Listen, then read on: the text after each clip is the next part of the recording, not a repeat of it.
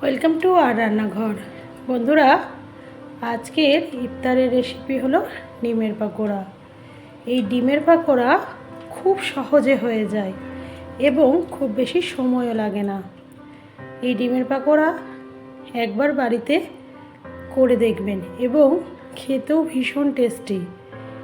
সবথেকে বড় কথা, ইফতারের সময় তাড়াতাড়ি করে এই ডিমের পাকোড়া আপনি সার্ভ করতে পারবেন, বা বাড়িতে যদি কোনো গেস্ট আসে বা যে কোনো টাইমে স্ন্যাক্সের জন্য খুব ভালো হয় এই ডিমের পাকোড়া। প্রথমে আমি দেখুন 4টে ডিম নিয়েছি, লবণ দিয়ে দিলাম, দিয়ে সেদ্ধ করতে দিলাম। এরপর ব্যাটারটা তৈরি করার জন্য 1 বাটি বেসন আর 2 চামচ মতো চালের গুঁড়ো দিয়ে দিয়েছি, স্বাদ মতো লবণ, হলুদ গুঁড়ো হাফ চামচ মতো শুকনো লঙ্কার গুঁড়ো, হাফ চামচ জিরে গুঁড়ো, আর দিয়ে দিলাম হাফ চামচ জোয়ান। জোয়ানের পরিবর্তে আপনারা জিরা বা কালো জিরাও ব্যবহার করতে পারেন। দিলাম 1 বাটি পেঁয়াজ আর 1 বাটি ধনেপাতা। ধনেপাতা অপশনাল, যদি না খেতে ইচ্ছে করে তাহলে দেবেন না। এবার চামচে করে আগে সমস্ত কিছু মাখিয়ে নিলাম, তারপর জল দিয়ে এবার ব্যাটারটা তৈরি করব। তবে এখানে বলে রাখি বন্ধুরা, যে খুব বেশি পাতলা করা যাবে না, একটু ঘন রাখতে হবে। যেহেতু পেঁয়াজ আছে, যদি পাতলা করেন তাহলে পেঁয়াজটা কিন্তু আর ডিমের গায়ে লাগবে না। দেখুন আমি আস্তে আস্তে জল দিচ্ছি, খুব বেশি জল ঢেলে দেওয়া যাবে না। আমার ব্যাটারটা পুরো তৈরি হয়ে গেছে।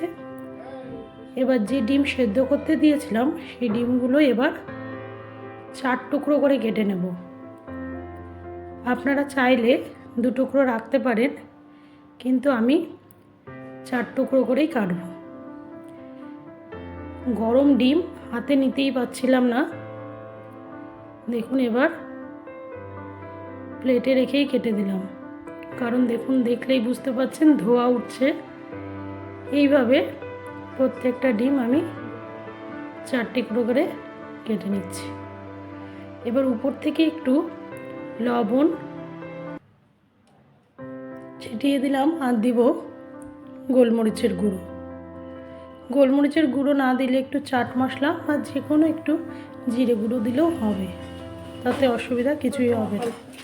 এবার ওই ব্যাটারে ডিমগুলো ডুবিয়ে নিয়ে আমি একটা একটা করে দিয়ে দিচ্ছি। পুরো ডিমটাই যে কোট করতে হবে ব্যাটারে এরকম নয়, একটা সাইড যে দিকটা সাদা সেই দিকটাই বেসন নিতে চাইবে না, সেই দিকটা খালি রাখলেও হবে।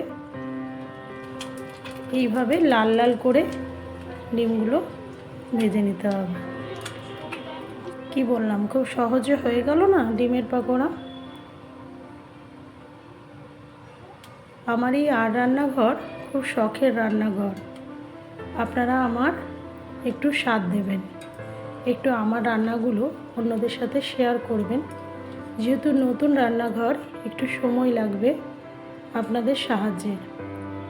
দেখুন ডিমের পাকোড়াগুলো ভাজা হয়ে গেছে, আগেও কিছুটা ভেজেছিলাম। এরকমভাবে সব ডিমের পাকোড়াগুলো ভেজে নিয়েছি। এবার শুধু টমেটো সস দিয়ে বা শুধু মুখেও খাওয়া যেতে পারে। আমার মেয়ে 4টে খেয়েছে, অর্থাৎ একটা ডিম খেয়েছে পুরোটা।